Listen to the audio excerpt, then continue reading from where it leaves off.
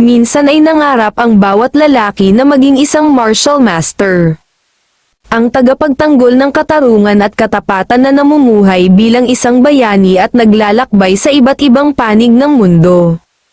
Ang tunog na kanilang nililikha ay kakaiba, hindi tulad ng sa mga karaniwang tao. Lahat ay nangarap ng ganitong uri ng buhay, ngunit hindi lahat ay nakaranas nito. Dahil dito, mas lalo itong pinagpapantasyahan ng mga kabataang lalaki. Nang mga sandaling iyon, isang binatang lalaki na nagngangalang Tang Mujen ang nagpapanday ng bakal. Makalipas ng ilang sandali, nang matapos nito ang kanyang ginagawa ay agad itong lumapit sa isang lalaking naghihintay. Maraming salamat sa iyong paghihintay, heto na ang iyong mga hiniling na karayom na ginagamit sa panggagamot, sabi ni Mujen sa lalaki. Si Mujen ay isang 20 taong gulang at siya ay isang manggagamot. Ang tunog na gumigising sa isang taong nangangarap ay magdadala dito upang maging isang bayani. Agad na kumuha ang lalaki ng isang pirasong karayom at sinuri ito ng mabuti. Sinabi mong ikaw ay isang manggagamot hindi ba? Tanong ng lalaki. Tama ka, sagot ni Mujen, kung ganoon, maaari bang ikaw ay aking maging alagad, sabi muli ng lalaki. Sobrang nagulat naman si Mujen matapos nitong marinig ang alok sa kanya ng lalaki. Nang araw na iyon, narinig ni Mujen ang tunog na makakapagpabago ng kanyang buhay. Sa nakaraan, ang umaga ng isang manggagamot ay napakatahimik, kinokopya ni Mujen ang mga medikal na kasulatan hanggang sa tumilaw ang tandang. Natapos niya ang mga paghahanda para sa mga pasyente bago mag-agahan. Ang buhay ay umikot sa paulit-ulit na katahimikan. Ang katahimikang iyon ang humubog sa kasanayan ng ama ni Mujen. Nang mga sandaling iyon, ang ama ni Mujen ay nanggagamot ng isang batang lalaki at pagkatapos, nagbigay ito ng handog sa bata matapos nitong magpagamot sa kanya.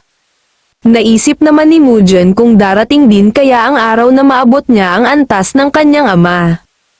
Ama, aalis po muna ako, pagbalik ko ay may dala akong mga halamang gamot, sabi ni Mujen sa kanyang ama at ito ay tuluyan ng tumakbo paalis. Sa daan, masigla niyang binabati ang lahat ng mga taong kanyang makita habang siya ay tumatakbo. Ngunit, sa hindi sinasadyang pangyayari ay aksidente niyang nabangga ang isang lalaki. Naglalakad ka ba nang nakapikit ang iyong mga mata dahil hindi ka nakatingin sa iyong dinadaanan, magaspang na sabi ng estranghero kay Mujen. Natakot si Mujen, kaya agad siyang humingi ng tawad ng taimtim at inamin ang kanyang pagkakamali. Ngunit, sa halip na patawarin siya ng lalaki ay sinabihan siya nito na kailangan daw siyang maturuan ng leksyon at agad na sinuntok siya ng lalaki. Makalipas ng ilang oras ay narating na ni Mujen ang kakahuyan kung saan siya kukuha ng mga halamang gamot. Hahaha, ano ba iyang nangyari sa mukha mo? Hindi ako makapaniwala na masusuntok ka ng ganyan. Dapat ay nagpasuntok ka na din sa iyong kabilang mata para naman naging parehas na ang kulay ng mga iyan. Teka, gusto mo bang bigyan kita ng isa pang suntok sa kabila mong mata para naman magmukha ka ng panda? Sabi ni Jongguak. Nang dahil sa sobrang pagkainis ay biglang sinuntok ni Mujen si Jongguak sa kaliwang mata nito. Aray ko, bakit mo ako sinuntok? Sigaw ni Jongguak. Sinabi ko sa iyong manahimik ka, sagot ni Mujen. Mujen, sabi muli ni Jongguak. Bakit na naman, ano na namang sasabihin mo? Tanong ni Mujen. Hindi ka ba nagugutom? Tanong naman ni Jongguak. Siyempre, gutom na ako, sagot ni Mujen. Gusto mo ba ng makakain? Tanong muli ni Jongguak. Oo naman, sagot ni Mujen. Heto. Sabi muli ni Jongguak at iniabot nito kay Mujen ang isang malaking kabute. Talaga bang iniinis mo pa din ako? Kailan ka ba titigil? Sabi muli ni Mujen at akmang susuntukin muli nito si Jongguak. Sandali, ang kabuteng ito ay talagang napakamahal at kaya nitong magdulot ng mga kakaibang panaginip, paliwanag ni Jongguak. Totoo ba iyang mga sinasabi mo? Tanong ni Mujan. Oo naman. Nang dahil sa kabuting ito, pwede ka daw managinip na ikaw ay magiging hari ng mga hari o isang pinakamataas na pantas, sagot ni Jongguak at agad itong kumuha ng kapirasong bahagi sa kabute at agad itong isinubo kay Mujan. Noong huling beses na kumain ako nito, napanaginipan ko na ako ay naging isang martial artist na nasa rurok ng lakas, pagpapatuloy ni Jongguak. Si Mujan naman ay manghang-mangha sa mga sinasabi ni Jongguak. Sa panaginip na iyon, ako ay nakipaglaban sa 100 mandirigma ng sekta ng Chingkeng at naramdaman ko ang bawat sensasyon na parang totoo, at tinitiyak ko sa iyo na ang lason ng kabuting ito ay walang masamang epekto sa katawan, sabi muli ni Jongguak. Hindi pa man tuluyang natatapos sa pagpapaliwanag si Jongguak ay agad na kinuha ni Mujan ang kabute at kinain ito ng buo. Dahil sa sobrang pagkagulat ni Jongguak ay napasigaw ito ng malakas. Sandali, bakit mo kinain lahat? Hindi mo pwedeng kainin ng buo ang kabuteng iyon, sabi ni Jongguak. Bakit naman, anong masama sa aking ginawa? Kung ang maliit na piraso ng kabute ay makapagbibigay ng karanasan ng isang dalubhasang mandirigma, tiyak na ang pagkain ko nito ng buo ay tutulong sa akin upang ang aking katawan at espada ay magkaisa at magpapahintulot ito sa akin upang maging isang tunay na maestro ng espada, sagot ni Mujan. Bahala ka, katawan mo naman iyan, wala akong kinalaman kung ano man ang mangyari sa iyo, sabi muli ni Jongguak. Huwag kang mag-alala, ako ay isang manggagamot, nakikilala ko ang lahat ng mga bagay sa pamamagitan lamang ng pagtingin sa mga ito, sagot muli ni Mujan. Nagkakamali ka, gayunpaman, maghintay na lamang tayo. Siguradong mararamdaman mo ang epekto nito sa ilang sandali pa, sabi muli ni Jongguak. Ngunit, hindi pa man nagtatagal, mukhang nararamdaman na ni Mujan ang epekto ng kabuteng kanyang kinain. Ang mukha nito ay nag-iba ang hitsura at ito din ay medyo naglalaway na. Pagkatapos nito, ang kaisipan ni Mujan ay lumipat sa ibang estado. Isang matandang lalaki ang nagpapanday ng espada, ang mga baga ay parang paru-parong kumikiliti sa kanyang balat, na ang mga sulyap ng apoy mula sa unang hampas ng martilyo ay talagang kamangha-mangha. Buong buhay ng lalaking ito ay siya ay nagpapanday ng bakal, at sa mga ganoong pagkakataon ay hindi ito kailanman tumigil sa pagkamangha sa mga ito. Biglang nagsalita ang lalaki, ako ba si Tang Mujan? Hindi, ang pangalan ko ay Oyezi, ang walang kapantay na maestro ng pagpapanday sa buong kalangitan. Bakit ba ako ay palaging nananaginip na ako ay isang manggagamot? Sa ilang sandali pa, napagtanto ni Oyezi na ito ay marahil dahil lamang sa pagod, kaya naman, iniwaksi niya ang kanyang ginagawang espada at nagpas siyang mag-focus na lamang sa kanyang ginagawa. Inatasan kasi siya ng hari ng Yeos na lumikha ng 5 pangunahing espada, at isinumpa niyang ilalaan ang buo niyang sarili para rito at sinabing ito ang magiging pinakadakilang obra ng kanyang buhay. Ang mga espadang ito ay ang Zonlu, Juk, Shengxi, Yuchong, at ang Chunjun. Inilarawan ang mga espadang ito bilang 5 makapangyarihang espada na pinanday ng pinag-isang kalooban ng langit at tao sa loob ng mahigit 20 taon. Pinuri ang kanilang karangalan sapagkat isinakatawan nila ang mga pangarap ng sangkatauhan at tinupad ang kalooban ng kalangitan. Matapos malikha ang 5 espada, ang buong kalangitan ay nagdiwang dahil ayon sa mga ito, kasabay ng araw ng pagdating ng 5 espada, ito din ang araw na naabot ng lahat ang paraiso. Nang mga sandaling iyon, si Mujan ay wala pa ding malay habang nakahandusay sa lupa. Hay nako, akala ko ba ay siya ang pinakamagaling na manggagamot dito sa Chengdu. Pinagkatiwalaan ko ang rekomendasyon ng gobernador. Sinisiguro kong ang isang tulad niyang baguhang manggagamot na hindi man lamang marunong gumawa ng karayom na ginagamit sa paggagamot ay mapipilitang magretiro. Galit na sabi ng lalaki na lumabas sa loob ng bahay ni Mujan. Ang hangal na iyon, Napakayabang talaga, siya ay tulad din ng ibang mga opisyal ng gobyerno, sabi ni Jongguak. Guak, ano bang nangyayari, bakit sobrang sakit ng aking ulo? Tanong ni Mujin kay Jongguak. Hindi mo ba nakikita, palubog na ang araw, puro mga walang saysay ang iyong mga sinasabi habang ikaw ay nasa ilalim ng impluwensya ng kabute. Pagkatapos ay bigla ka na lamang nagpumilit na bumalik sa klinika. Isang himala na walang anumang nangyaring aberya sa atin habang tayo ay pabalik dito dahil sa iyong estado. Gayunpaman, aalis na ako, huwag na huwag mong sasabihin sa manggagamot na binigyan kita ng kabute, sagot ni Jongguak at ito ay namaalam na kay Mujin at tuluyan ng tumalikod paalis. Ang manggagamot naman na tinutukoy ni Jongguak ay ang ama ni Mujin. Sige, paalam na, salamat sa paghahatid sa akin, sabi muli ni Mujin. Nang tuluyan ng makaalis si Jongguak, biglang naisip ni Mujin kung panaginip lamang ba kaya ang kanyang mga nakita noong siya ay wala sa tamang pag-iisip ng dahil sa epekto ng kabute. Sa ilang sandali pa ay pumasok na si Mujin sa loob. Ama, narito na po ako, pasensya na at ngayon lamang ako nakabalik, sabi ni Mujin sa kanyang ama, ngunit napansin nito na hindi ito nakikinig sa kanya kaya tinawag niya itong muli. Nariyan ka na pala Mujin, sagot ng ama, sino nga po pala iyong lalaking nakasalubong ko sa labas na nanggaling dito, tanong muli ni Mujin at pagkatapos ay bigla siyang napatingin sa karayom na hawak ng kanyang ama.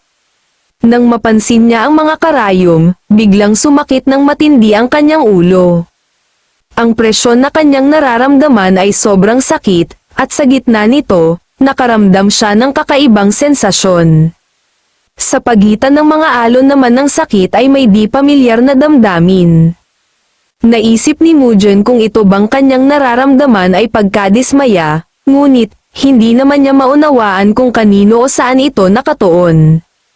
Mujin, anong nangyayari sa iyo? Nakakaramdam ka ba ng sakit ng ulo? Tanong ng ama kay Mujin. Wala lang po ito ama, sino po iyong lalaking nanggaling dito kanina? Tanong ni Mujin.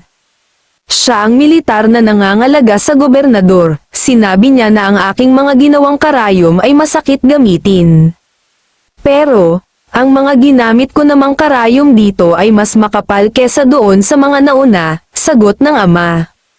Ginamit ko pa ang mga iyan kaninang umaga, sabi muli ni Mujin. Sandali nga at hahanapin ko iyong mga lumang karayom, sabi muli ng ama ni Mujin. Matapos makita ang karayom ay ipinakita kay Mujin ng kanyang ama ang mga ito at pagkatapos ay sinabing ang mga bagong karayom ay ginawa nito 2 linggo na ang nakalipas matapos mabaluktot ang lumang karayom na ginagamit nito. Matapos namang makita ni Mujin ang mga karayom, mayroon siyang narinig na kakaiba na para bang katulad ng narinig niya noong nasa ilalim pa siya ng epekto ng kabute. Mujin, anong nangyayari sa iyo? Tanong muli ng ama ni Mujin. Halos hindi na makayanan ni Mujin ang sakit na kanyang nararamdaman. Nanginginig ang kanyang katawan dahil sa matinding sakit ng ulo. Inakala naman ng ama ni Mujin na mayroon lamang sipon si Mujin at ayon pa dito ay baka daw nahawa sa kanya si Mujin. Ngunit, biglang napasigaw si Mujin dahil sa sobrang ingay na kanyang naririnig. Ang mga tunog ay labis na nagpapabigat sa kanyang pandama, kukuha na sana ng gamot ang ama ni Mujin nang bigla nitong kinuha ang karayom na hawak ng kanyang ama. Ama, karayom nga bang talaga ang mga ito? Tanong ni Mujin sa kanyang ama. Syempre naman, karayom ang mga iyan, sagot ng ama. Nagningas ang mga mata ni Mujin dahil sa tindi ng sakit at tunog na kanyang naririnig, ang tunog na iyon, ang tunog na gumigising sa mga bayani, iyon ang tunog na narinig ni Mujin noong araw na iyon. Lumabas si Mujin upang magtungo sa palengke, habang naglalakad ay hawak pa din niya ang 2 karayom na kinuha niya sa kanyang ama. Ang kanyang mukha ay may bakas ng pagkalito at pagkainis. Umiikot sa kanyang isipan ang mga kaisipan habang inaamin niya sa sarili na tuwing bigla niyang makikita ang isang bagay na mahina ang pagkakagawa, nagsisimula siyang mainis, hanggang kahapon lamang, hindi pa niya kayang sabihin kung alin ang maayos at alin ang hindi. Ngunit ngayon, dahil sa kakaibang kakayahan na dumating sa kanya, lahat ng nasa paligid niya ay naging mukhang mumurahin at walang halaga. Ang patuloy na kamalayang iyon ay kumakain sa kanya, dahilan upang hindi siya mapakali. Pero, kapag itinutuon niya ang kanyang paningin sa hawak niyang karayom, gumagaan ang kanyang pakiramdam at nakakadama siya ng biglaang kasariwaan sa simpleng pagtingin lamang dito. Para kay Mugen, ang karayom na iyon ay dangal ng Sushuan at ito ay nilikha ng nag-iisang si Blacksmith Sok. Isang kaligayahan ang sumibol sa kanya, at hinawakan niya ang karayom ng may paggalang, at lubos itong hinangaan. Ngunit di naglaon, isang panibagong kaisipan ang gumulo sa kanyang isipan. Ayon kay Mugen, paanong bigla niyang nalaman ang lahat ng ito? Saan nanggaling ang kaalamang iyon? Napalingon siya sa bagong karayom, at muling bumalik ang kanyang pagkabalisa. Nagkaroon tuloy siya ng paghihinala na ang karayom na iyon ay gawa din ni Blacksmith Sok dahil para bang mayroong kakaiba sa karayom.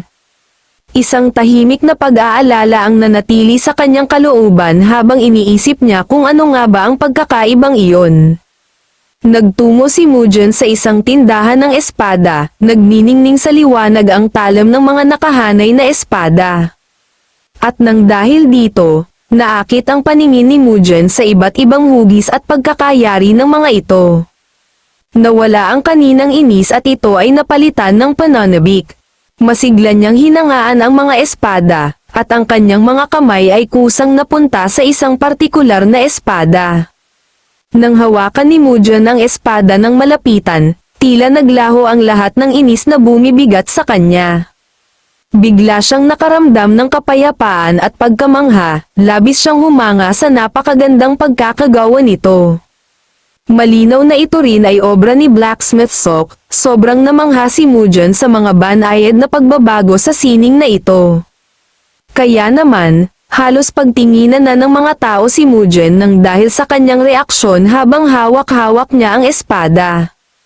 Natigilan si Mugen habang hawak pa din ang espada dahil naalala niya ang panaginip niya tungkol kay Oyezi. Naisip niya kung ang panaginip bang iyon ang nagbigay sa kanya ng kakayahang makilala ang gawa ng isang tunay na maestro. Kasabay ng pagkaunawang iyon, pakiramdam niya ay kaya na niyang makita ang kakanyahan ng paggawa ni Blacksmith Sok sa isang sulyap lang. Nagtaka siya kung ang panaginip ba ay nagbigay sa kanya ng karunungang hindi pa niya taglay noon. Ngunit, nabagabag siya sa ganitong mga pag-iisip, sapagkat ang panaginip ay dapat na manatiling isang panaginip lamang. Ang pagkatuto ng panday sa pamamagitan ng isang panaginip ay tila imposible. Kaya naman, nais ni Mugen na patunayan ang kanyang mga pagdududa. Kaya naman nagpasya siyang harapin mismo si Blacksmith Sok upang matuklasan kung ano talaga ang nangyari sa kanya. Pagpasok niya sa loob ng tindahan ng espada ay naroon ang anak ni Blacksmith Sok na si Jizong Sok. Sinasabi mo bang hindi mo gusto ang aming mga karayom? Hindi ako kasing galing ng aking ama, pero ako ay halos 20 taon nang labas-masok dito sa pandayan. Huwag mong isipin na ako ay isang baguhan lamang, sabi ni Jizong kay Mugen. Nagkakamali ka, hindi ko sinasabing kakaunti ang iyong kakayahan, sagot ni Mugen na halos manginig na sa takot.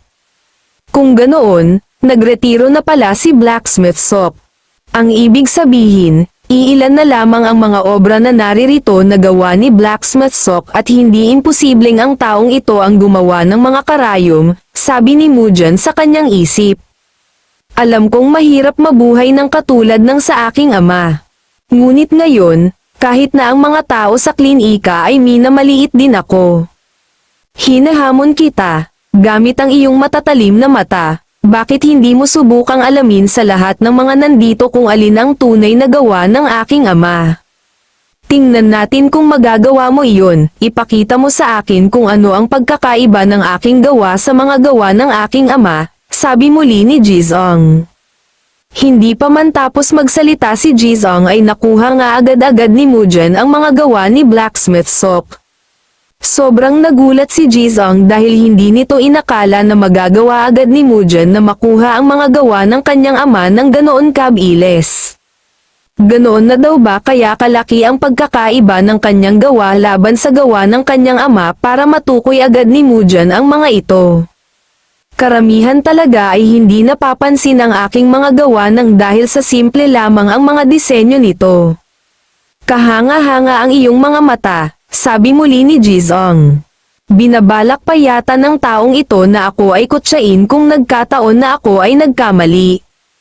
Pero, salamat na din sa kanya dahil ngayon ay napatunayan ko na ang aking panaginip ay hindi lamang basta panaginip, sabi ni Mujin sa kanyang isip.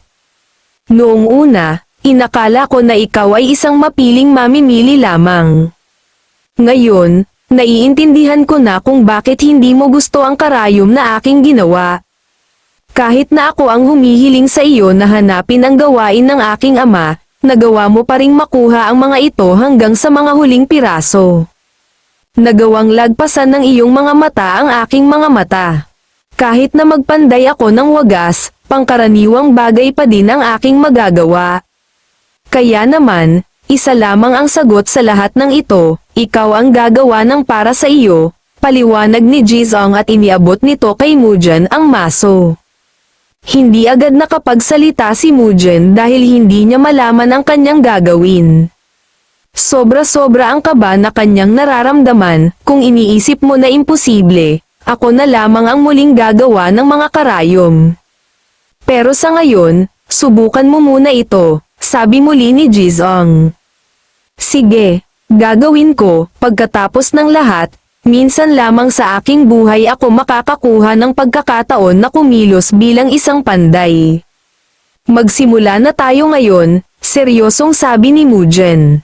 Itinaas ni Mujin ang maso at buong lakas na may halong determinasyon niyang pinukpok ang bakal.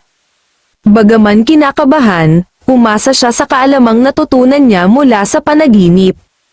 Habang nagtatrabaho, inihalin tulad niya ito sa isang pasyenteng inuutusang ihanda ang sarili nilang gamot at sila mismo ang magturok nito. Gayunpaman, gusto pa rin niyang subukang magpanday, at hindi inakala na magagawa niya ito. Nakadama siya ng kasabikan habang lalo pang tumitindi ang kanyang paghampas sa bakal. Napatitig si Jizong at namangha habang pinapanood niya ang ginagawa ni Mujin.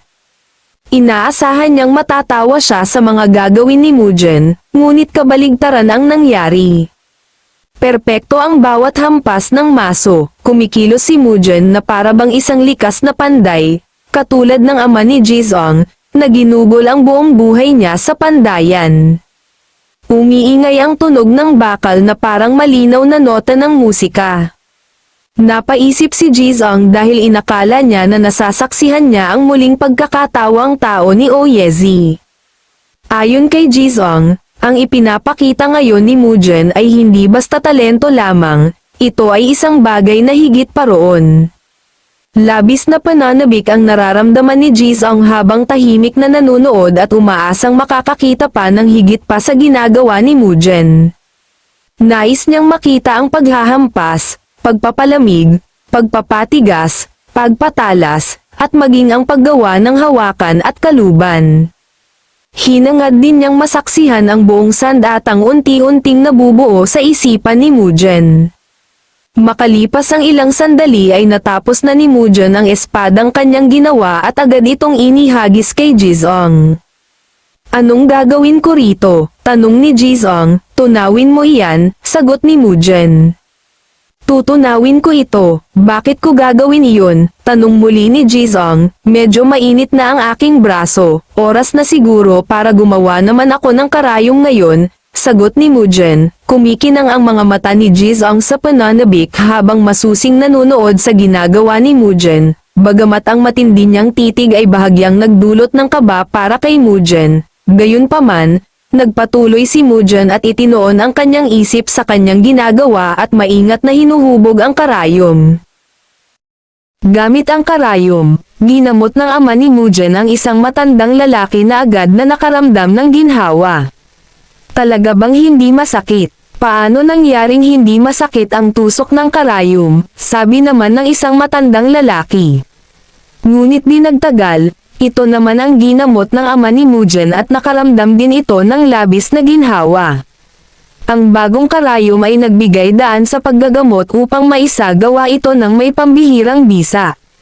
Mabilis kumalat ang balita, kaya naman, nagsimula nang dumating ang mga taong may karamdaman sa klinika ng pamilya Tang na nagnanais ding makaramdam ng ginhawa mula sa kanilang mga sakit at pagod. Lumaganap ang paggalang sa pangalan ng pamilya Tang. Maging ang mga pagod na manlalakbay mula sa malalayong lugar ay dumadalaw sa klinika upang maibalik ang kanilang lakas. Isang araw, mayroong dalawang manlalakbay na nag-uusap tungkol sa tumataas na kasikatan ng pamilyang Tang. Hindi ba't sumasakit ang iyong likod? Bago tayo umalis dito sa syudad, dapat ay dumaan ka muna sa klinika ng pamilya Tang, sabi ng lalaki. Sa tingin mo ba ay hindi ko sinubukan? Sobrang haba ng pila. Hindi man lang ako nakapasok sa loob dahil sobrang daming naghihintay sa labas, sagot ng lalaki. Sa di kalayuan naman, mayroong isang lalaki ang nakikinig sa pinag-uusapan ng dalawang manlalakbay. Kinaumagahan, muling nagbukas ang klinika ng pamilya Tang at dagsapa din ang mga taong nais makapasok dito. Mahaba ang pila, ngunit nagkaroon ng tensyon nang may isang lalaki ang nagtangkang sumingit. Sumigaw ang isang lalaki dahil sa taong sumingit sa pila. Lalong lumakas ang boses ng lalaki, ngunit, bigla siyang natigilan nang itutok ng lalaki ang espada sa kanyang leeg. Nanlaki ang mga mata ni Mujen nang makita niya kung ano ang nangyayari. Sa isang mabilis na galaw, tinamaan ng lalaki na sumisingit sa pila ang lalaking nagalit sa kanya, sa dibdib nito gamit ang espadang hawak nito. Matapos nito, may dugong tumalsik, kaya naman agad na sumugod si Mujen upang pigilan ang pagdurugo bago pa ito lumala. Nang alisin ni Mujen ang piraso ng tela na itinakip niya sa sugat ng lalaki, nagulat siya sa kanyang nakita. Nakaukit sa katawan ng lalaki ang salitang eccentric physician. Maliwanag kay Mujen na ang lalaki ay isang dalubhasa sa sining ng pakikipaglaban. Sinikap din niyang alalahanin kung saan nga ba niya narinig noon ang salitang nakaukit sa katawan ng lalaki. Samantala, pinagtawanan ng lalaki ang sugatang lalaki. Tinukso niya ito dahil umiiyak ito na parang bata at nawalan pa ng malay dahil lamang sa maliit na hiwa. Tiniyak niya rito na gasgas lang iyon at sa loob ng ilang araw ng gamutan ay tuluyan din itong gagaling. Idinagdag pa nito na ang ganoong pag-aalaga ay posible lamang kung ito ay isang maayos na klinika. Sa ilang sandali pa, biglang naalala ni Mujen ang pangalang umalangaw-ngaw sa kanyang isipan, ang eccentric physician. Ang kakaibang lalaking ito na nasa kanyang harapan na tinatawag na physician killer ay walang iba kundi si Lai Chong. Biglang naalala ni Mujen ang kanyang ama, at kung paanong palagi siyang humahanga tuwing pinapanood niya itong magtrabaho. Maaaring hindi ang kanyang ama ang pinakamagaling na manggagamot sa buong lupain, ngunit, ito ay tulad ng matibay na punong kahoy na matatag sa kanyang kinatatayuan. Hindi din ito isang palamuti, ngunit, ito ay matatag at matibay. Mula dito, natutunan ni Mujen ang tamang pag-uugali ng isang manggagamot. Ang lalaking nakatayo ngayon sa harap niya ay kabaligtaran ng lahat ng kanyang natutunan mula sa kanyang ama. Ang eccentric physician ay kilala bilang ang kakaibang manggagamot. Ito ay isang mandirigmang umabot sa pinakamataas na antas at gumagala sa iba't ibang lupain. Isa ito sa 3 pinakadakilang manggagamot sa ilalim ng langit. Ito din ay nagtatakda ng kapalaran ng iba, gamit ang espada at ang kanyang husay sa panggagamot. Ayon sa mga kwento, ang pabago-bago niyang pagpatay ay hindi nagtatangi sa mabuti o masama. Ito din ay tinaguri ang isang serial killer na pumatay ng ilang dosenang inosenteng manggagamot sa buong Jiangho. Biglang nabahala si Mujen sa kaligtasan ng kanyang ama nang makita niya na pupunta si Lai Chong sa kinaroroonan nito. Kaya naman, dahil sa labis na tensyon, dali-dali siyang sumugod at sumigaw ng malakas habang tinatawag ang kanyang ama. Sa sandaling iyon, isang guro mula sa Ching-Cheng sect na si Jin Song ang biglang pumigil kay Mujen. Mujen, hindi mo siya mapipigilan. Hayaan mo na lamang siyang makapasok sa loob, sabi ni Jin kay Mujen. Guro, ano pong ibig ninyong sabihin? Kung hindi ko po iyon magagawa, maari po ba kaya siyang mapigilan ng pinuno ng sangay? Tanong ni Mujen kay Jin. Kahit na ang aking master ay tumanggi na tumayo laban sa eccentric physician. Kaya naman, hindi din niya ito mapipigilan, sagot ni Jin. Pero, ang taong iyon ay ang eccentric physician at isa siyang kriminal, sabi muli ni Mujen na may halong pag-aalala pa din para sa kanyang ama. Utang ng aking master ang kanyang sariling buhay sa eccentric physician, sabi muli ni Jin. Nagulat si Mujen sa revelasyong kanyang narinig at hindi ito makapaniwala na minsang iniligtas ng eccentric physician ang buhay ng pinuno ng sangay ng sekta ng Ching-Cheng. Bumaha ng pangamba ang kanyang puso, at napaupo siya na may mabigat na damdamin ng kawalan ng pag-asa at walang tigil ang kanyang pag-aalala para sa kanyang ama. Kung nag-aalala ka dahil sa kanyang labis na kasamaan, huwag kang mag-alala. Batay sa nakita ko, ang eccentric physician ay parang medyo kakaiba, ngunit, hindi siya isang masamang tao, paliwanag ni Jin. Biglang bumukas ang pinto at lumabas dito si Lai Chong na nagmula sa loob ng klinika.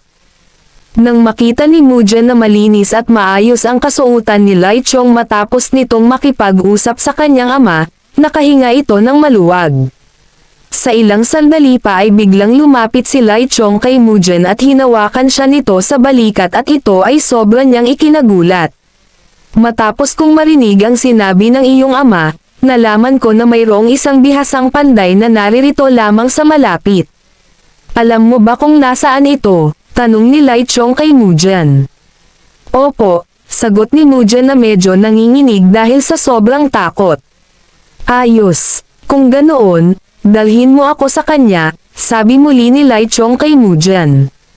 Sige po, sagot ni Mujen na medyo kinabahan dahil napalingon siya sa likuran ni Lai Chong kung saan naroon ang dala-dala nitong espada. Hindi ka pa ba gagalaw? Marami pa kasi akong gagawin, sabi muli ni Lai Chong kay Mujen. Sige po, pupunta na, sagot ni Mujen. Nagtungo sina Mujen at Lai Chong sa tindahan ng espada ng blacksmith upang makausap ang panday. Tama ba ang narinig ko? Sinabi mo nga ang batang iyan ang gumawa ng mga espadang iyan, tanong ni Lai Chong sabay turo kay Mujen. Tama po kayo, ako nga, sagot ni Mujen na medyo nakakaramdam ng hiya. Ha ha ha, narinig ko na ang lahat ng kakaibang bagay sa mundo dito sa Sichuan. Hindi ko akalain na ang isang anak ng manggagamot ay mayroong nalalaman pagdating sa pagpapanday, sabi muli ni Lai Chong at ito ay tumawa ng napakalakas. Sino ba ang taong iyan? Bakit siya naririto? Tanong ni Jizang kay Mujen. Hindi ko din alam. Ang tanging alam ko lamang ay isa siyang martial artist, sagot ni Mujen. Sige na, hindi na mahalaga kung sino pa man ang gumawa ng mga iyan. Marami pa akong dapat gawin. Di ba't sinabi mo na ikaw si Tang Mujen? E gawa mo ako ng 30 o higit pang karayom na ginagamit sa paggagamot. Narito ang bayad ko sa iyo, sabi muli ni Lai Chong habang ito ay tumatawa pa din at pagkatapos ay may inilabas itong maliit na piraso ng ginto. Inilapit ni Mujen at Jizang ang kanilang mukha dahil sobra silang namangha matapos nilang makita ang ginto. Maraming salamat po Ginoo. Bakit po kaya hindi muna kayo kumain habang naghihintay? Tatapusin ko ang mga ito bago lumubog ang araw, sabi ni Mujen kay Lai Chong. Magagawa mo bago lumubog ang araw at hindi sa loob ng ilang buwan. Tama ba ang narinig ko? Gulat na tanong ni Lai Chong. Tama po kayo, sagot ni Mujen. Kahit ang tanyag na blacksmith ay siguradong aabutin dito ng ilang buwan bago ito matapos, pagpapatuloy ni Lai Chong. Gagawin ko ang lahat ng iyon ngayong araw, sabi muli ni Mujan habang nakatingin sa hawak nitong piraso ng ginto. Hindi ito isang mababang kalidad na produkto, at hindi ito tulad ng nagawa mo na. Ikaw ay anak lamang ng isang manggagamot. Sa tingin ko, nagsisinungaling ka dahil sa iyong kasakiman, sabi muli ni Lai Chong. Magsisimula na ako ngayon. Mas mataas na kalidad kaysa sa gawa ng aking ama. Huwag po kayong mag-alala Ginoo, kayang-kaya kong gawin ang lahat ng iyon, sagot ni Mujan. Tama Ginoo, kaya ni Mujan ang lahat ng iyon, nakangiting sabi ni Jizang. Matapos maupo ni Lai Chong ay nakita ni Mujan ang espada na nakalagay sa likod nito. Medyo nakaramdam ng kaba si Mujan at naisip niya kung gaano kadelikado ang lalaking nasa kanyang harapan. Tingnan natin kung kaya mo talagang gawin at kaya mong tuparin ang iyong mga sinabi, sabi muli ni Lai Chong habang nakangisi. Sumang-ayon si Mujan at agad sinimulan ang gawain. Habang nagtatrabaho, pinagmuni-munihan ni Mujan ang bawat proseso. Ang paggawa ng mga karayom para sa paggagamot ay napakahirap, dahil kailangan nitong gumawa ng malaking dami ng kawad. Pumili lamang ng pinakamainam na piraso, at kiskisin ang mga ito hanggang maging matulas na matulas. Ang mga karayom na pag-aari ng manggagamot na si Tang ay hindi bunga ng swerte kundi ng kasanayan. Nais makita ni Lai Chong kung paano ito gagawin ni Mujan gamit ang sarili niyang mga mata. Napunta ang isip ni Lai Chong kay Mujan at napansin nito kung gaano kakisig ang pangangatawan nito para sa isang kilalang manggagamot. Habang masusing nagmamasid, lalo siyang namangha kay Mujan. Nagulat siya sa dedikasyon at pagsisikap na inilalaan ni Mujan sa kanyang trabaho. Makalipas ang ilang sandali, natapos na si Mujan sa kanyang ginagawa. Maraming salamat sa iyong paghihintay. Heto na ang iyong mga hiniling na karayom na ginagamit sa panggagamot, sabi ni Mujan kay Lai Chong. Maaari bang ikaw ay aking maging alagad, sabi muli ni Lai Chong. Sobrang nagulat naman si Mujan matapos nitong marinig ang alok sa kanya ni Lai Chong. Bakit po ninyo nais na ako ay maging iyong alagad, tanong ni Mujan. Bakit? Sa palagay ko, hindi ka dapat mabulok sa maliit na bayan na ito bilang isang manggagamot para sa natitirang bahagi ng iyong buhay. Hindi mo ba gusto ang ideyang aking naisip, sagot ni Lai Chong. Hindi naman sa hindi ako interesado. Ngunit, mayroon pa akong mga tungkulin sa klinika na dapat kong gawin. At saka isa pa, hindi pa ako sanay sa pagtatrabaho sa pandayan. Sinabi po ninyo na nais mo akong maging alagad. Pero, hindi ako sigurado sa kung ano ang matututunan ko sa iyo, sabi muli ni Mujan. Ano ang matututunan mo sa akin? May dalawang bagay akong maaaring maituro sa iyo, sagot ni Lai Chong. Ano naman po ang dalawang bagay na iyon, tanong muli ni Mujan. Sobrang nagulat si Jizang nang biglang may tumusok na ilang piraso ng karayom sa kanyang bandang balikat. Bukod pa dito, ang lamesang pinaglalagyan ng ilang materyales sa pagpapanday ay bigla ding nawasak. Ano sa palagay mo? Pumapayag ka na ba sa alok ko sa iyo na ikaw ay aking maging alagad? Tanong muli ni Lai Chong kay Mujan. Hindi makapaniwala si Mujan na ang pinakasikat na martial artist sa buong kaharian ay kanyang magiging master. Ayon pa kay Mujan, kapag siya ay pumayag na maging alagad ng lalaking nasa kanyang harapan, magkakaroon siya ng isang magandang oportunidad upang matutunan ang martial arts at ang medisina ng magkasabay. Bukod dito, kung siya ay magiging alagad ni Lai Chong, kahit na ang sekta ng Ching Cheng ay hindi na magagawang hamakin ang klinika ng kanyang pamilya. Ginoo, bakit po ninyo ako inalok na maging iyong alagad? Tanong ni Mujan kay Lai Chong. Maginhawa sa paglalakbay ang magkaroon ng kasama na isang mabilis at bihasang panday, sagot ni Lai Chong. Yun lamang ba ang dahilan? Tanong muli ni Mujan. Kapalit noon, tuturuan kita ng martial arts at medisina, sagot muli ni Lai Chong. Hindi ba ito katulad ng isang relasyon na may kontrata? Tanong muli ni Mujan. Sige, kung mas gusto mong tawaging ganoon ang ating magiging ugnayan. Ano ang gagawin mo para sa isang pasyente na may mahinang enerhiya kung malamig ang kanilang mga paa at nagsisimula silang manginig? Paano mo ito gagamutan? Tanong naman ni Lai Chong kay Mujan. Kinakailangan munang gamutin ang kawalan ng likido ng katawan ng pasyente. Kaya naman, bibigyan ko ito ng gamot na nagmula sa ugat ng Poria at Liquorice, sagot ni Mujan. Magaling. Nakapasa ka sa pagsusulit, sabi muli ni Lai Chong. Ano pong ibig sabihin ninyong nakapasa? Naguguluhang tanong ni Mujan. Kung ikaw ay sapat na matalino upang maisaulo ang Shanganlun at ang Neijing text, maaari mong matutunan ang martial arts, sagot ni Lai Chong. Ano naman pong kinalaman noon sa martial arts? Tanong muli ni Mujan. Ano ka ba? Sa palagay mo ba ay ang lakas lamang ang mahalaga sa martial arts? Kailangan mo itong maintindihan upang makapagturo ka sa mga taong hangal dahil karamihan sa mga ito ay kulang sa pangunawa. Gaano man karaming kaalaman ang ibigay mo sa kanila, ang mga ito ay mananatiling mga mandirigmang ikalawa o ikatlong uri.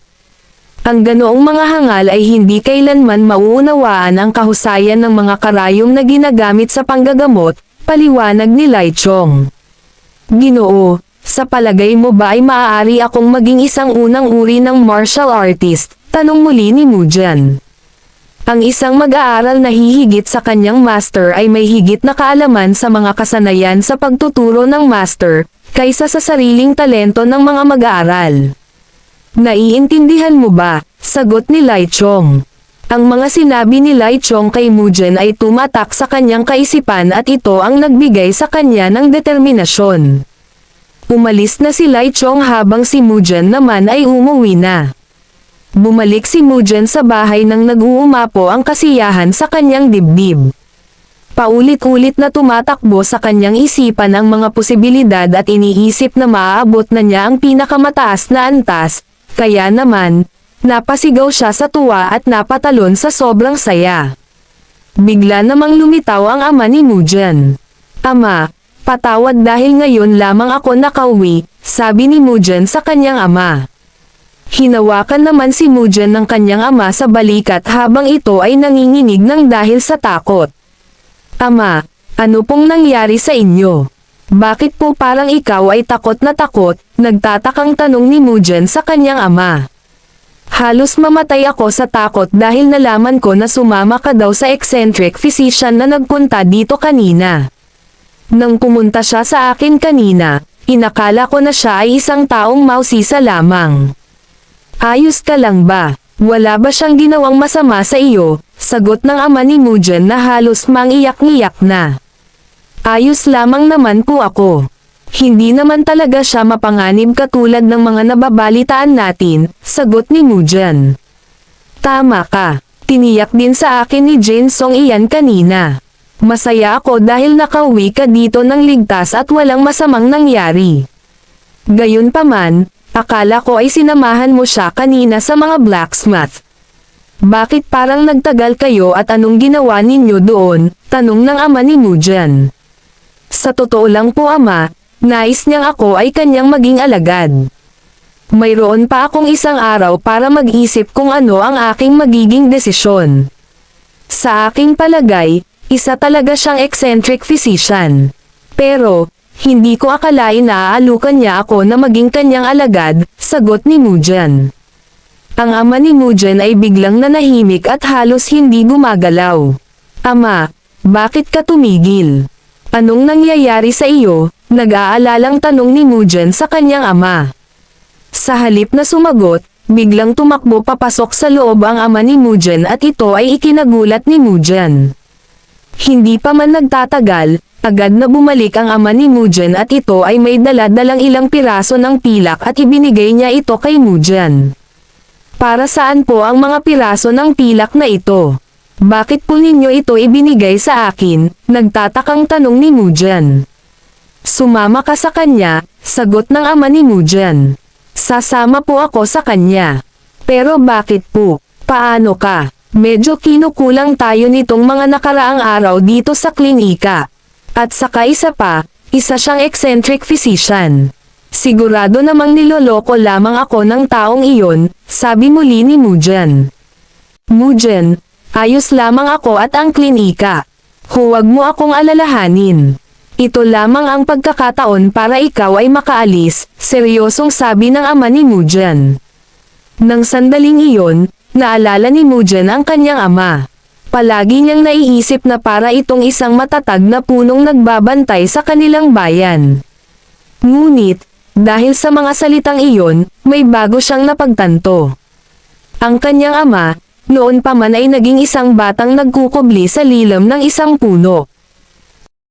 Ikalawang araw matapos matutunan ni Mugen ang martial arts. Sa kauna-unahang pagkakataon, nagawa niyang padaluyin ang chi sa kanyang buong katawan at naramdaman niya ang panibagong sensasyon na dumadaloy sa bawat sulok ng kanyang katawan. Lumipas ang ikatlo at ikaapat na araw.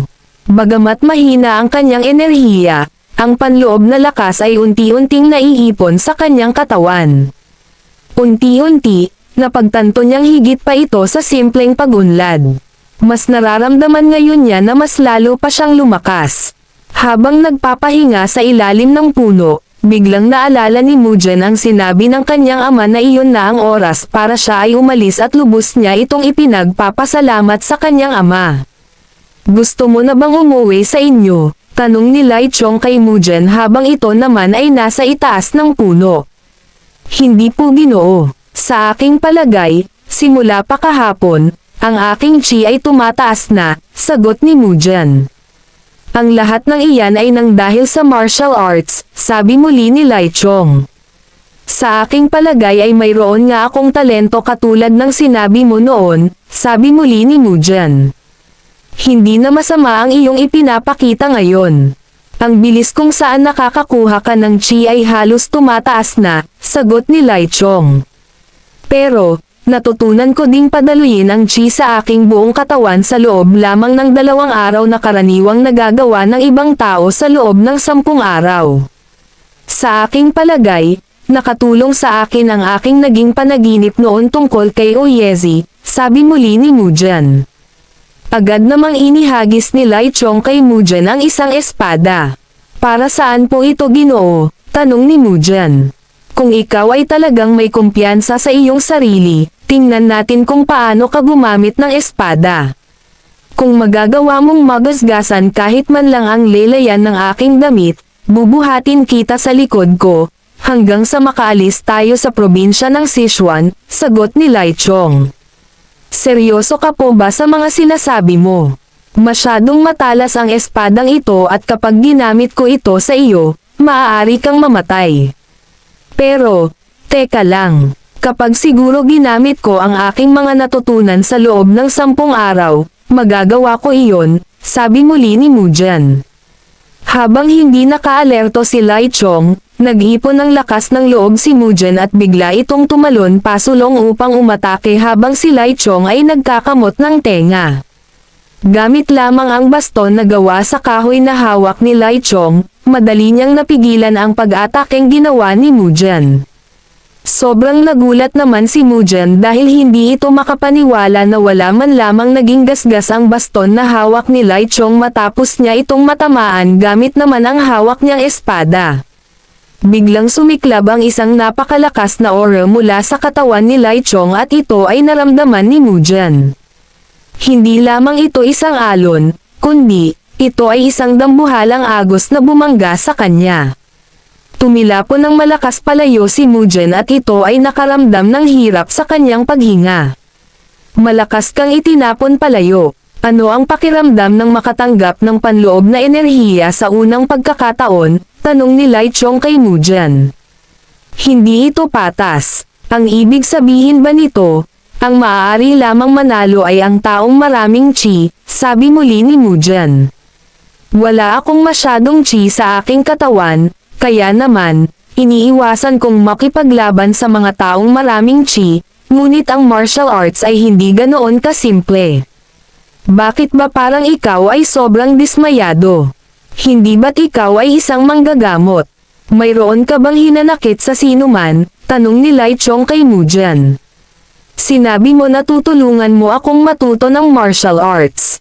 Ngunit, kung ang dami ng chi ang magpapasya sa hindi pangkaraniwang kasanayan, kung gayon, kahit na magsimula ako ngayon, hindi ko ito makakamit, sagot ni Mujan.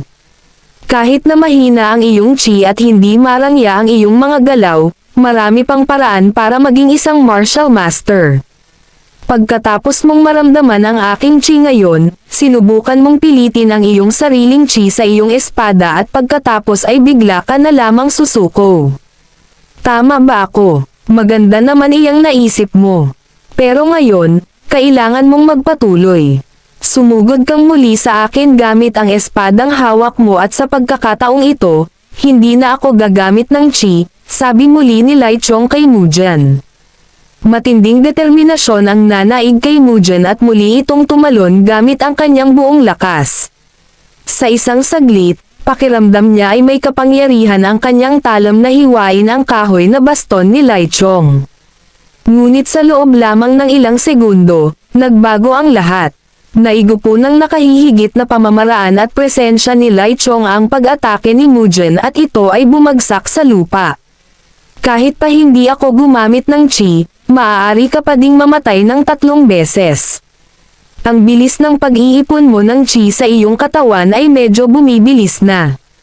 Hindi pa sapat ang iyong pangangatawan para ito ay maging espesyal upang kayanin nito ang malaking dami ng panloob na enerhiya. Gayunman, sa kabila ng mga kakulangang ito, taglay mo naman ang sarili mong mga natatanging kalamangan.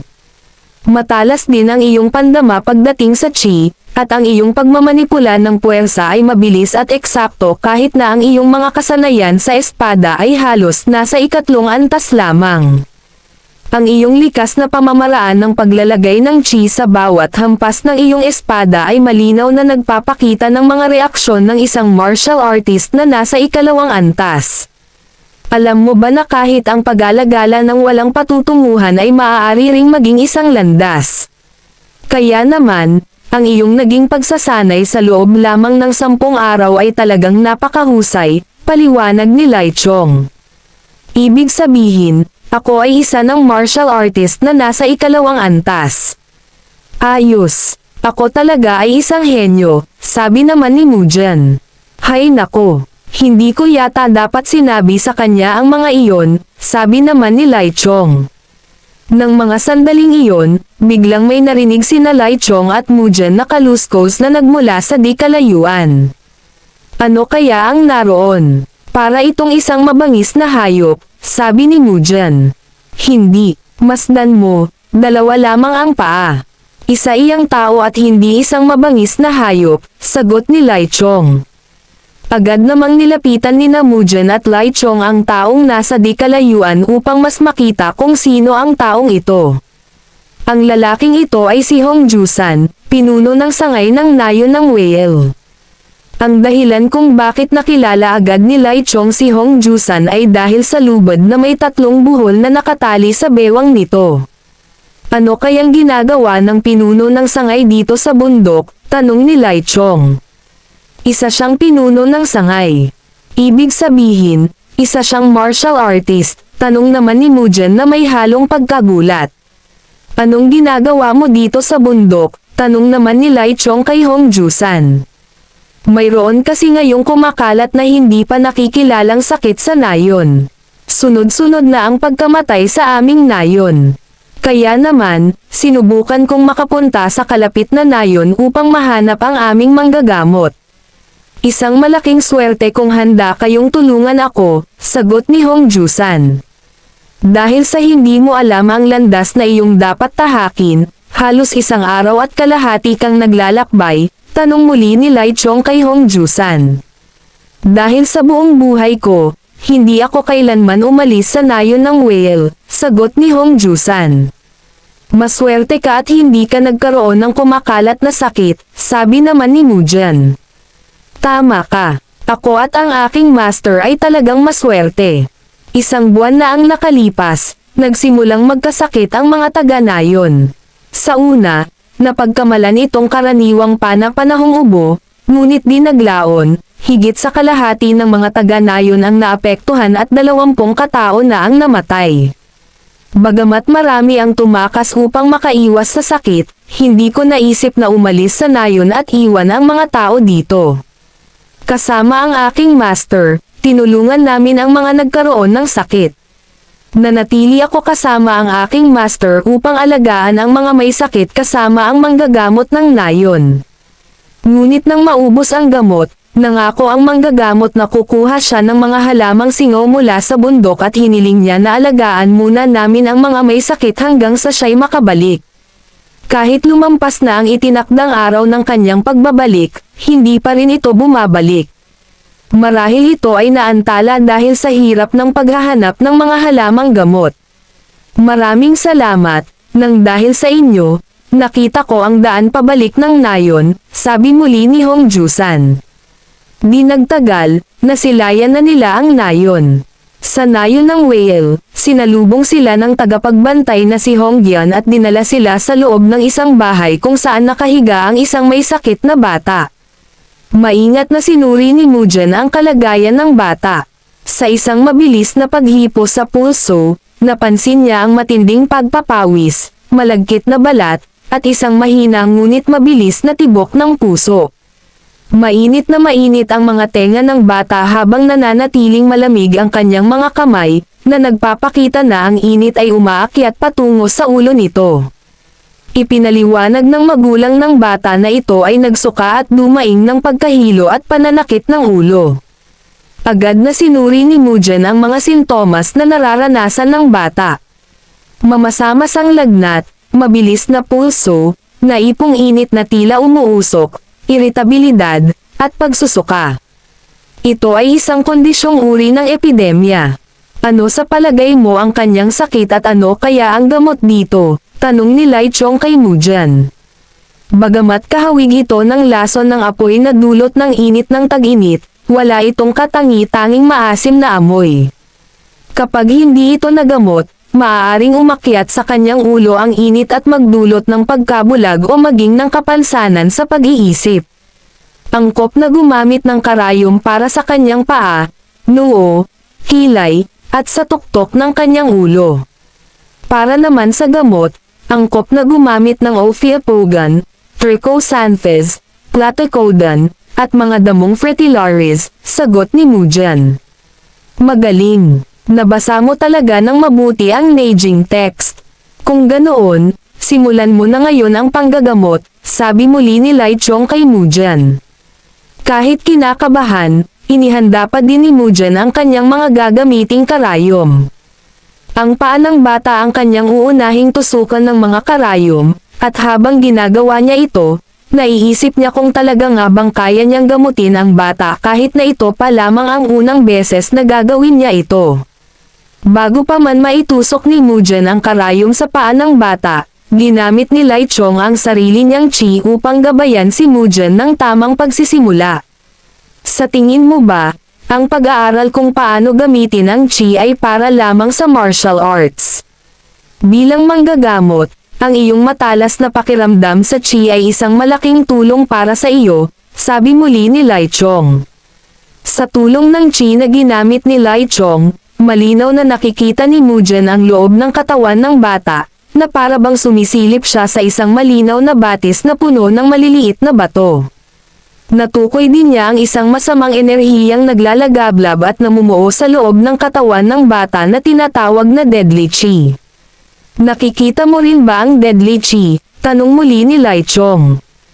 Oo Ginoo, sagot ni Mujan. Kung ganoon, ipagpatuloy mo ang iyong panggagamot at obserbahan mo kung ano ang magiging epekto nito para sa bata, sabi muli ni Lai Chong. Maingat na itinusok ni Mujan ang mga karayom sa mga parte ng katawan ng bata at maingat na dinaluyan ito ng kanyang enerhiya. Nang mga sandaling iyon naman ay tahimik lamang na nanunood sina Hong Jusan, Hong Gian, pati na din ang ama ng batang ginagamot ni Mujan. Hindi naglaon. Ang masamang enerhiya sa loob ng bata ay naglaho at tuluyang nawala. Namangha ang mga taga-nayon at pinuri si Mujan sa kanyang husay sa panggagamot. Nakahinga naman ng maluwag si Mujen matapos niyang matagumpay na magamot ang bata sa sakit nito. Magaling ang iyong ginawa. Ngayong araw na ito ay marami kang kaalaman na natutunan at ikaw na ngayon ang mayroong pinaka nasisiyahang mukha. Ngayong araw ding ito, maaari ka nang matawag na isang tunay na manggagamot, pagmamalaking sabi ni Lai Chong kay Mujen. Gayunman, habang ang nayon ay unti-unting napawi ang pangamba at nakadama ng ginhawa, may isang aninong nakaambas sa itaas. Mula sa bubungan ng isang kalapit na bahay, isang kahinahinalang figura ang tahimik na nagmamasid sa kanilang lahat.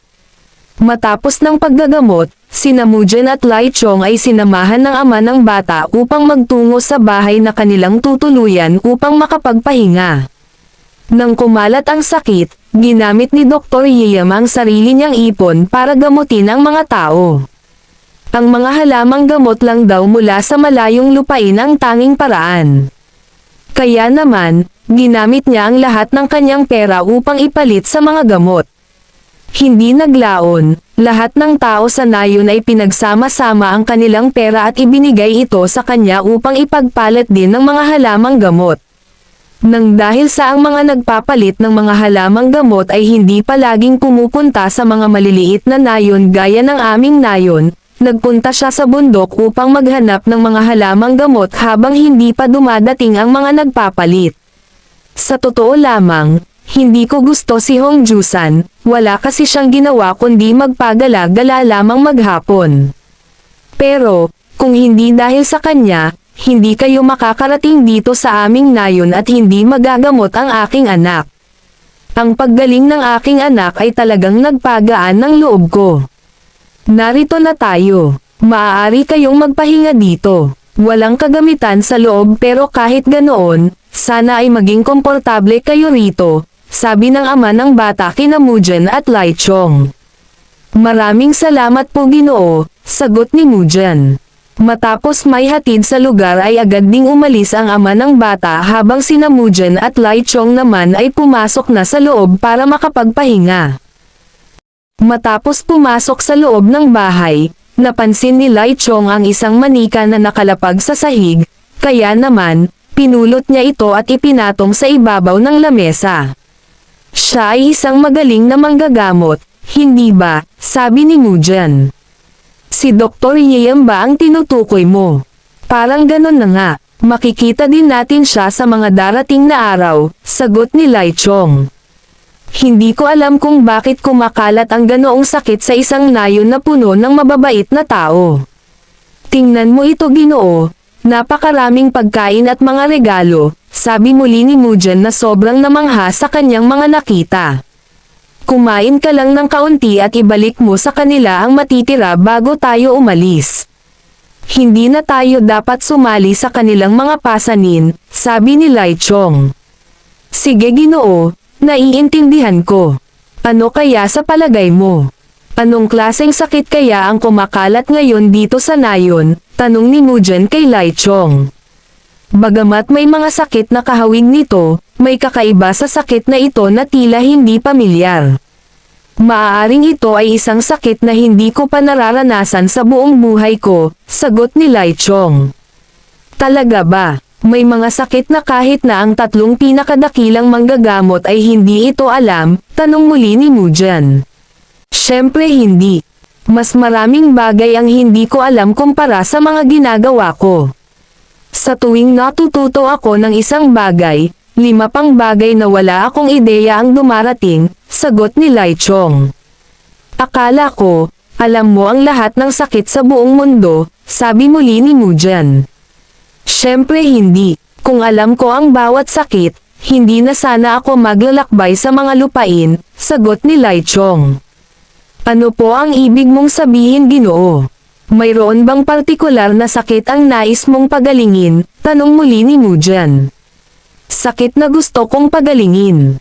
Mayroong isang sakit, pero, alam ko na ngayon kung paano ito pagalingin, ngunit, huli na ang lahat, sagot ni Lai Chong.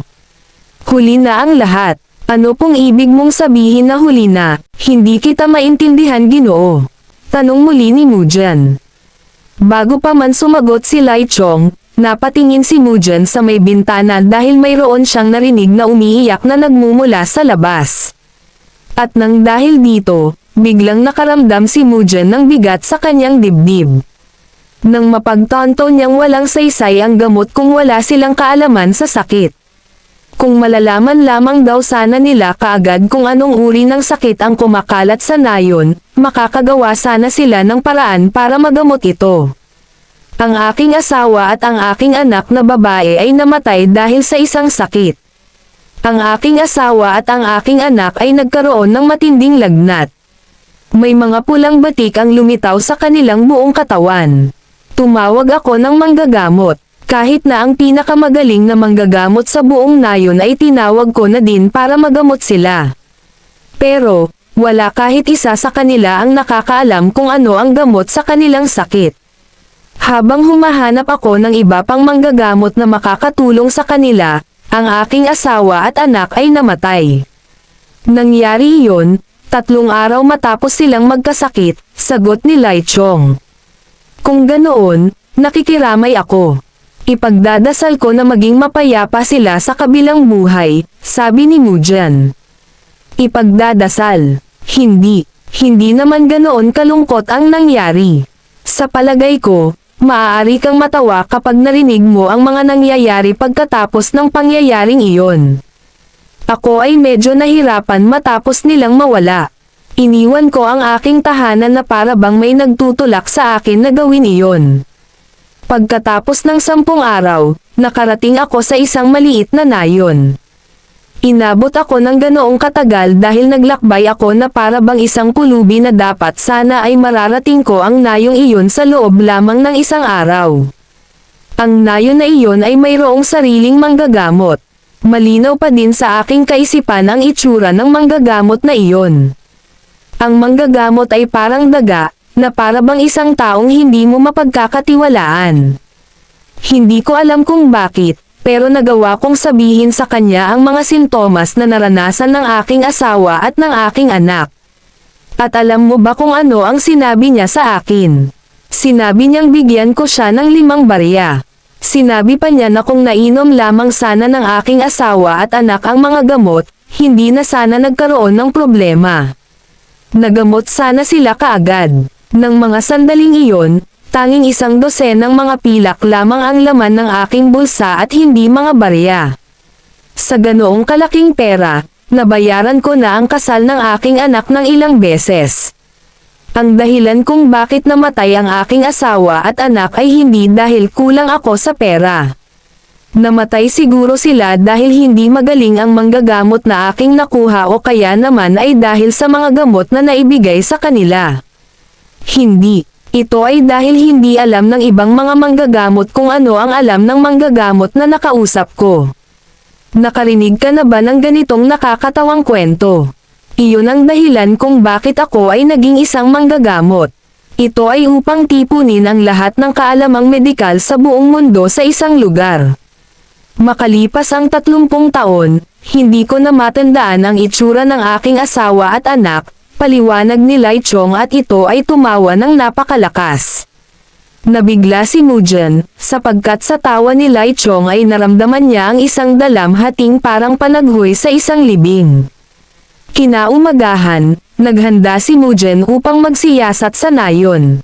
Ginoo, ako ay mag-iikot-ikot muna dito sa nayon, baka sakaling makakahanap ako ng maaaring naging sanhi at pinagmulan ng sakit na kumakalat dito sa nayon, sabi muli ni Mujan. Sige, pero, susunod din ako kaagad sa iyo. Baka kapag hindi ko ginawa iyon, baka may mangyaring masama sa iyo, sagot ni Lai Chong. Huwag mo akong alalahanin, Ginoo. Kaya ko ang aking sarili. Kami ay aalis na, sabi muli ni Mujan at tuluyan na itong umalis kasama sina Hong Jusan at Hong Gian. Nagsimula ng suriin ni Mujan ang nayon at ang kanyang unang pinuntahan ay ang kulungan ng mga baboy. Ang sunod naman niyang sinuri ay ang balon kung saan dito kumukuha ang mga taga-nayon ng tubig na kanilang ginagamit sa araw-araw. Ang sumunod naman ay ang bodega at bawat sulok nito ay masusing tiningnan ni Mujan pati na din ang sahig nito. Nagtungo din si Mujan sa bahay na kung saan dito tumira ang taong kauna-unahang tinamaan ng hindi pa nakikilalang sakit. Ang mainit na mga sakit. Ang malamig na sakit. Kinakailangang palamigan ang katawan. Sa kaibahan, ang mga maiinit na sakit ay nagpapainit sa katawan. Kahit na maaaring sila ay magpakita ng iba't ibang sintomas, pareho silang sanhi ng deadly chi na nalilikha sa isang madilim, malamig, at mabahong lugar.